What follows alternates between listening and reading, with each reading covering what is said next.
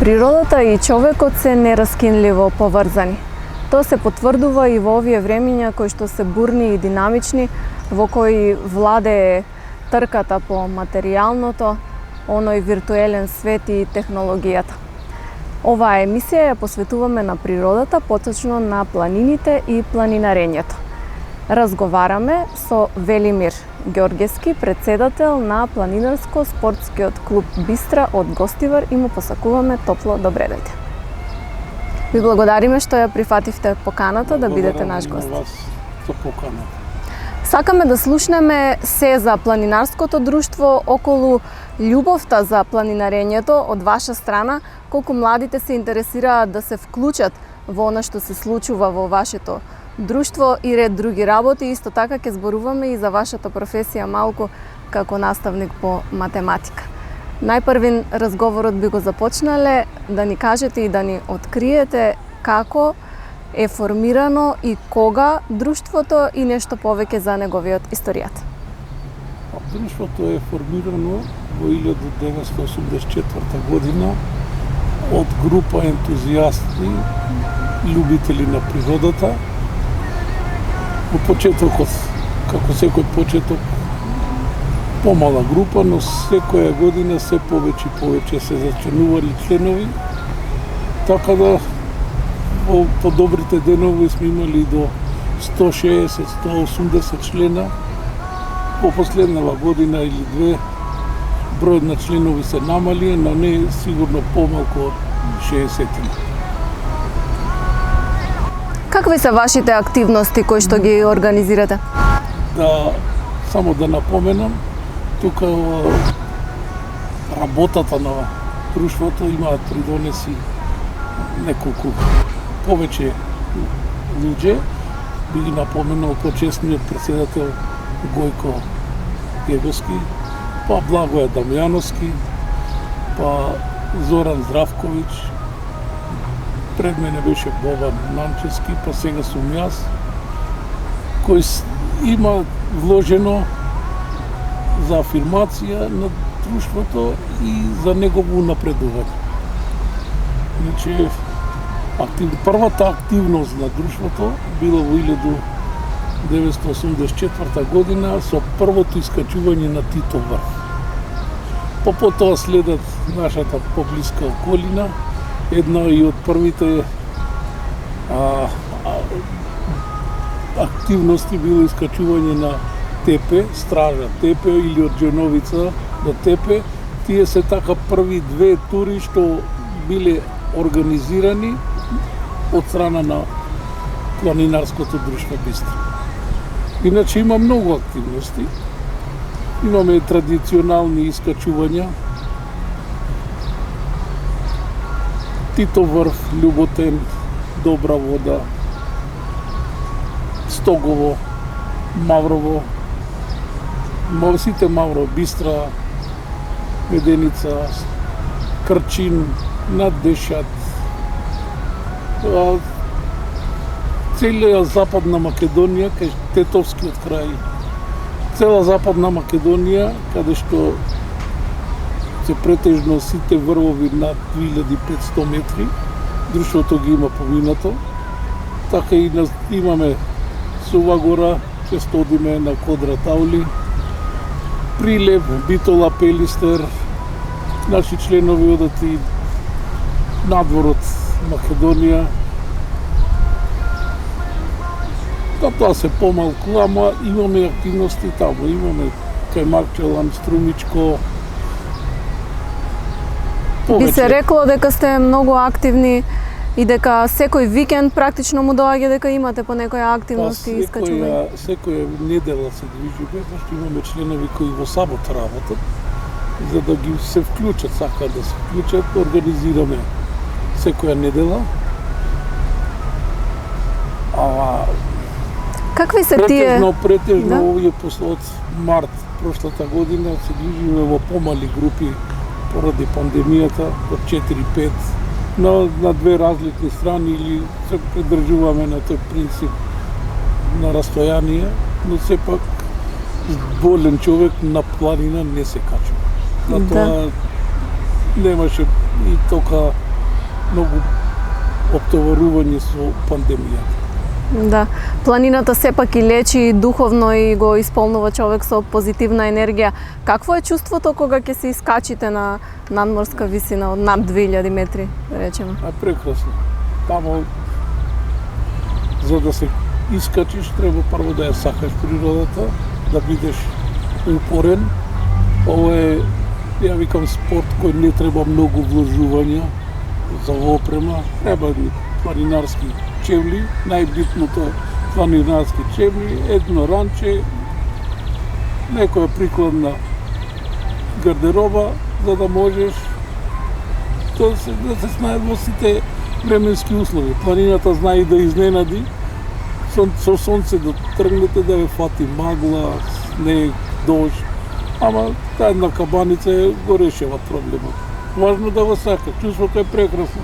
Видикот кога ќе видиш кај си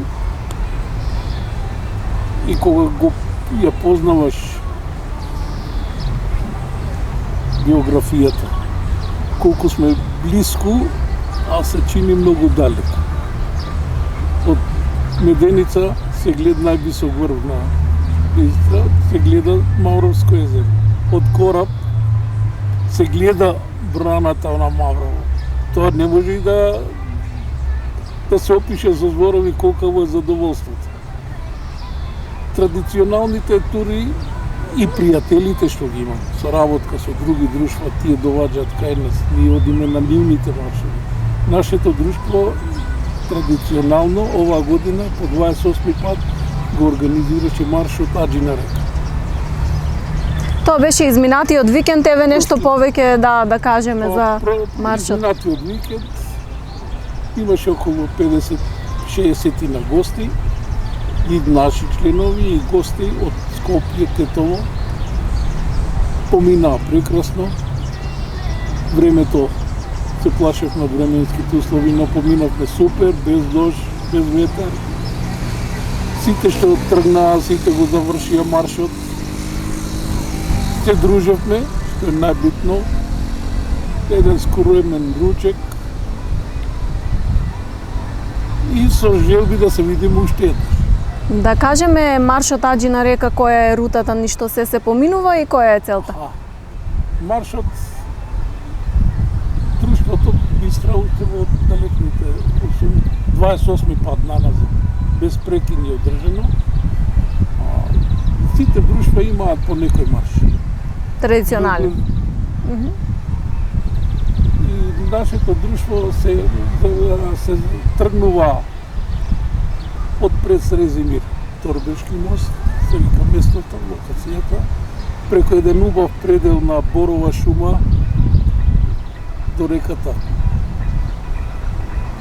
Кадис, Чафа е Кадис, каде што се искачуваме на Зенделбек, на еден предел со многу пачила, па се до Превлакот, до Горно Еловце и до Долно Еловце. Поретежно во Долно Еловце даваме ручек, но бидејќи препораката беше на отворено, до 6 луѓе на маса, така и сега бевме во Горно Еловце.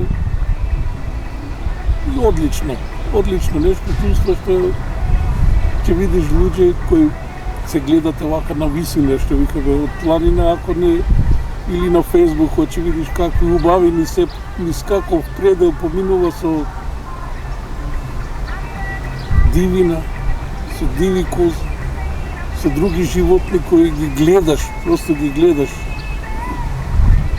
Ке имаат можност гледачите и да видат дел од атмосферата, дел од гледките преку видеа и фотографии кои што ги ставате на вашата Facebook страница, ако не директно, барем така преку визуелно да пренесеме дел од атмосферата. Секој марш е пропратен со соодветни фотографии, имаме и видеофилм, може и тоа да го искористите, снимаме не ова година, прошлата година, ама сепак поможе да се види стварно какви убави ни поминуваме.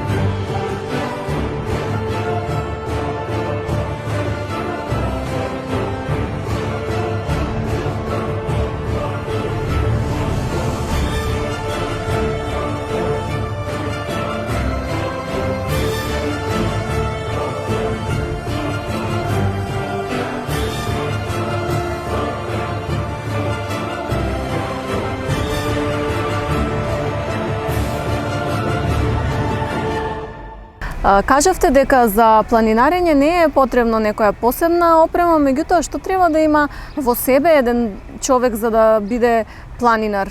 Ете, дали кондицијата, дали љубовта ја спомнавте кон природата? За да не треба, стварно не треба многу. Овие спортско, не зборувам за алпинизам, кај што треба стварно спрема. Треба човек да ја сака планината, ама и планината да го сака некој. Што значи тоа планината? Тоа значи ѓубрето што си го носиме светот од дома, да го ставаме во планина. Сите да си го вратат од кај што го донели.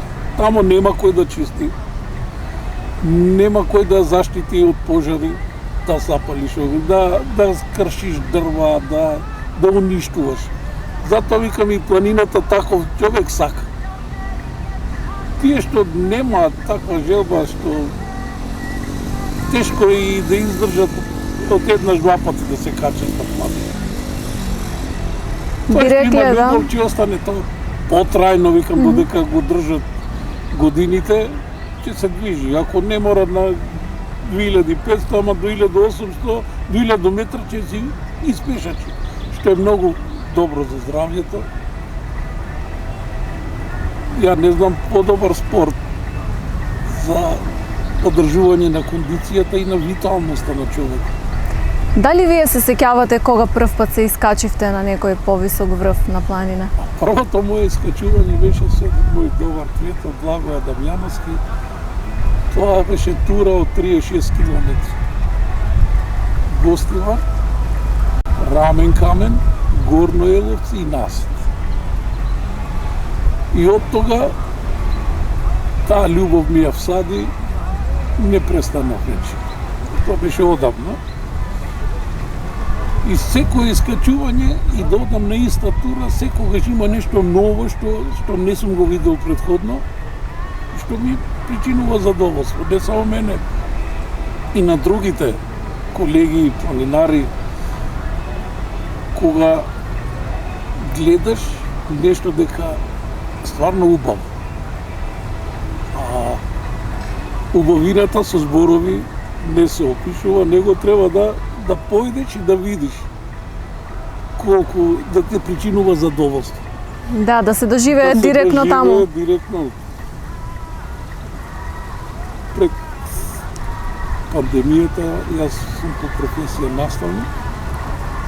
Со една моја колешка имавме еден проект Ти деца на планина. Замислете, по 50 деца се качуваа со нас. На Стого, на Добрава, на Тепе, на Кодратаули. Сите поблиски локации. Нивното задоволство и чувство кога ќе се искачеа беше прекрасно. Тие што се со послаба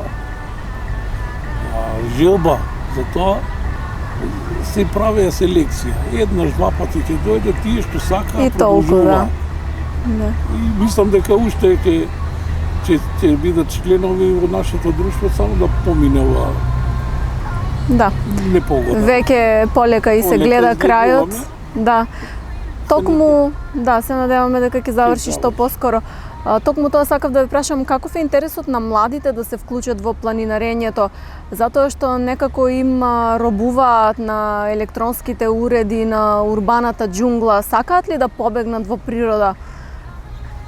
Кога одам во училиште и после часот да одат деца, може да добијам планинарска книжка, кога ќе одиме на планина, но тоа се деца се 6-7 делени.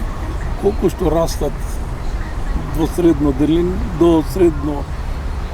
училиште, толку се намалува малку кај нив желбата за планинарење. Но откако ќе завршат тоа средно, имаме после членови помлади кои веќе не размислуваат другаче, не робуваат на тоа. Не може да забали да седел до 4 во диско, забали да стане во 6 да дојде на планина. Нема логика во тоа. Ако е дисциплиниран, знае дека треба утре да оди, треба малку да е одморен, за да се пак планина е планина. Да, бара кондиција, бара сила. Кондицијата никого не сме оставиле до сега на среде пат. Имаме членови кои се и доста искусни. Ако е кружна стазата, ќе остане еден со нив и ќе се вратат. Ако е во исти смер, останува со нив и ги се враќаме исто, заедно. Не сме оставили никого. Повреди за сега, фала Богу, се случувало многу мали. Да газни лошо со ногата, ама тоа е небитно. А како појава или не појава да и сакам младите почнува да имаат интерес. Само да напоменат заборави, а се оди на Крчим. Таму има манастирот Свети Јован Бигорски, ние со уште во почетокот се има едно ночно искачување во Македонија, ја не знам друг ден на некој друго место, кај што нашите членови имаат придонес и секоја година е се помасовно тоа, по 700-800 планинари се качуваат горе, каде монасите и манастирот си прават своји Да, има и служба. Така. Што е многу интересно, многу убаво.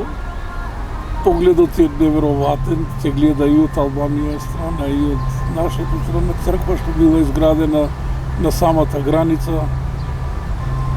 Мислам дека почнува и да се обновува. Да се дочека денот, зората да се види од таква височина. Е многу нешто убавено.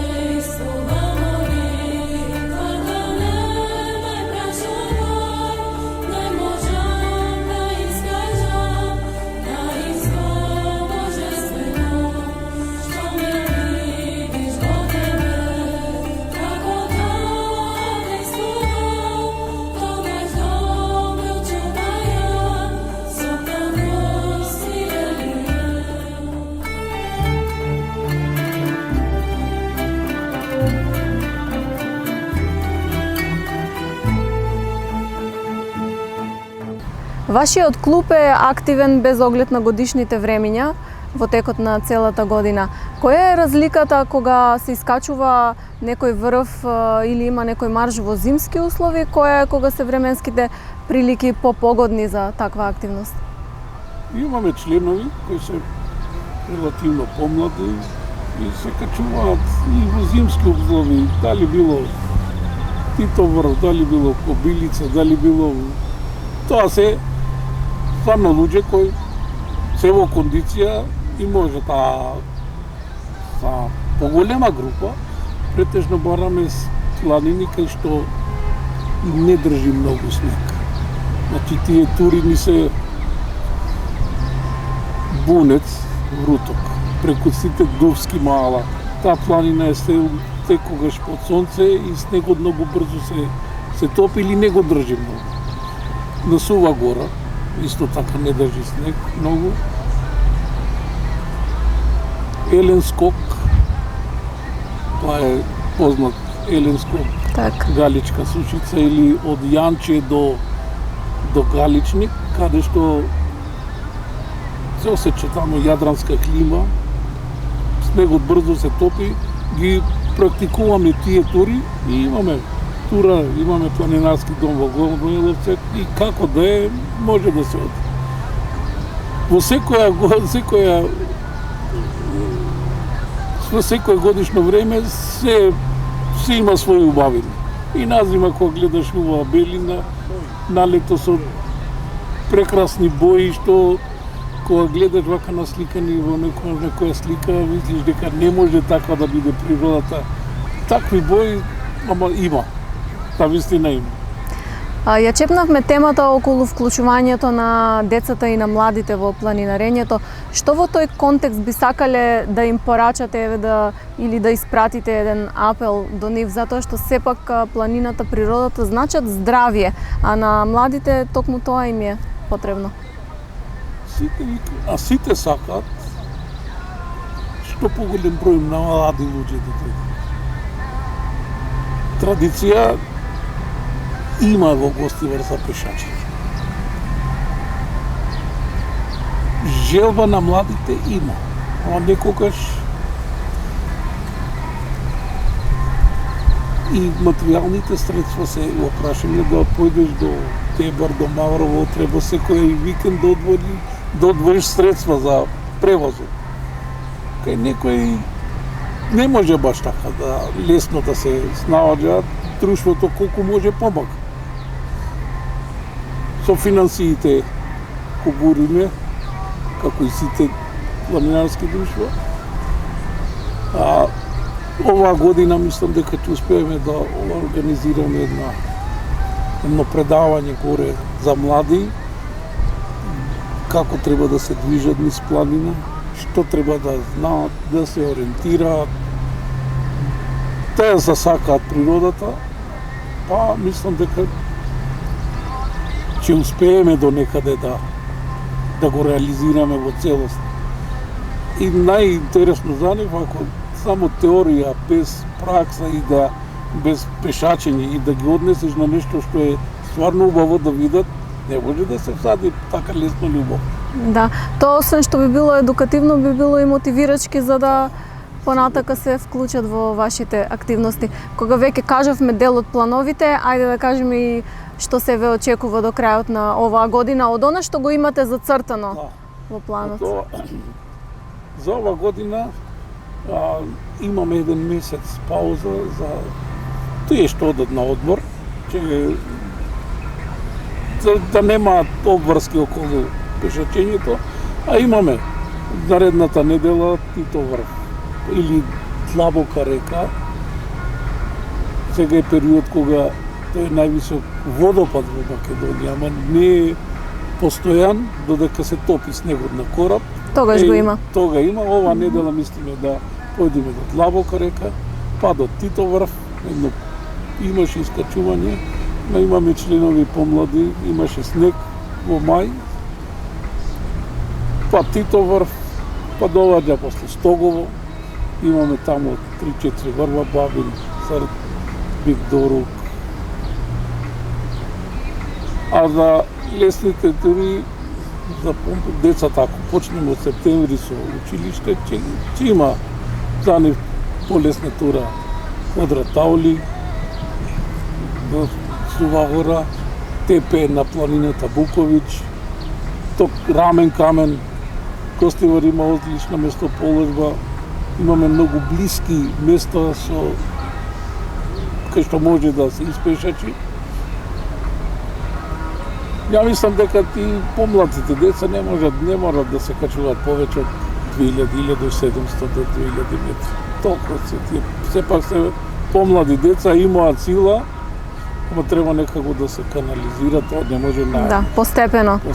Се чини дека секој викенд, освен таа пауза што ја кажувате до крајот на годината, ќе ви биде исполнет. И ја споменавме пандемијата и како таа влијаеше врз животите на сите, меѓутоа како влијаеше врз функционирањето на друштвото. Рековте дека се искачувавте сепак во помали групи и некако ограничено. Помали групи, само имаме член, ни еден од членовите наши не прележа пандемија. Сите не се заразија. Имавме еден постар член кој поради здравствени причини не иде на повисоки места, со пандемијата помина многу лесно. Значи уште е витален да може имунитетот да се го одржи на повисоко ниво. Пандемијата секаде направи проблеми. Па и во активностите на друштвата сега да не бидеме, како да кажам, неодговорни. Па и во време на пандемија да организираш поголеми тури, сепак она што го кажа владата и Комисијата за здравство го почитуваме. Така. Сега малку да зборуваме околу вашата професија. Вие сте наставник по математика. Боли ли глава од математика? Не вас, за деца во прашувам. Математиката е строга наука. Не може, ако го прескочам ова, после ќе го научам до година. До година го се учи, ама нешто проширено. Ако претходното не го знаеш, не го совладаш, тешко, по-тешко. Сега има деца кои стварно сакаат математика. Има еден ученик, мој ученик, годинава Виктор Максимовски и остори втора награда на републичкината. Беше на математичка олимпијада. Ако често вика не ми оди математика, не може да оди ако не работи редовно. Иначе тие што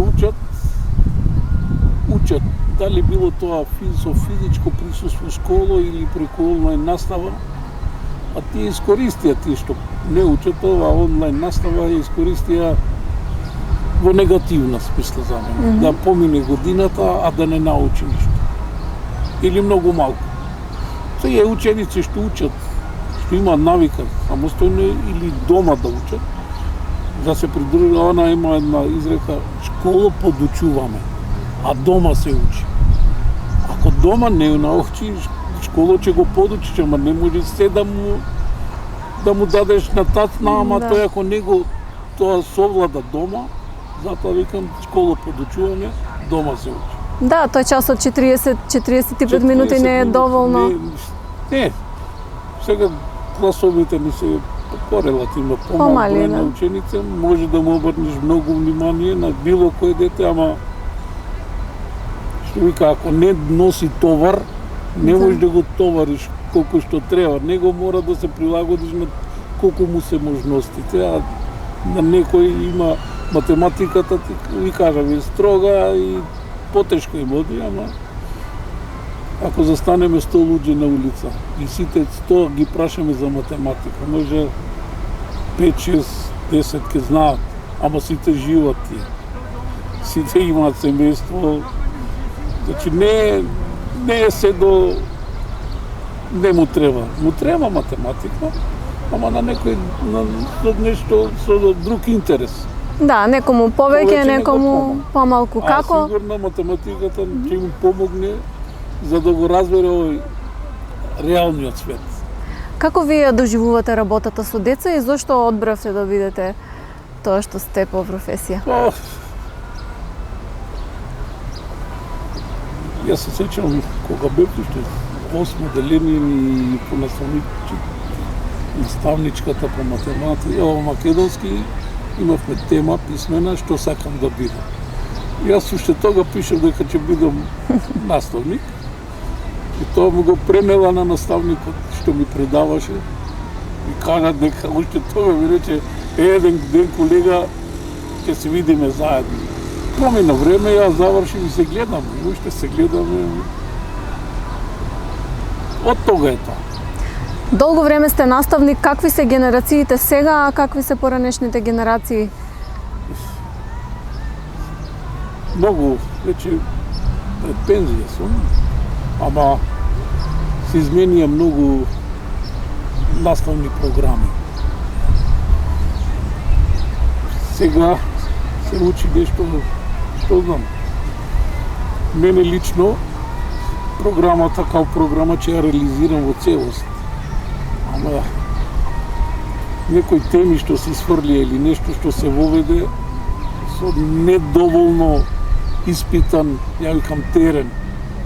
Немаме сите училишта немаат исти како да кажа услови.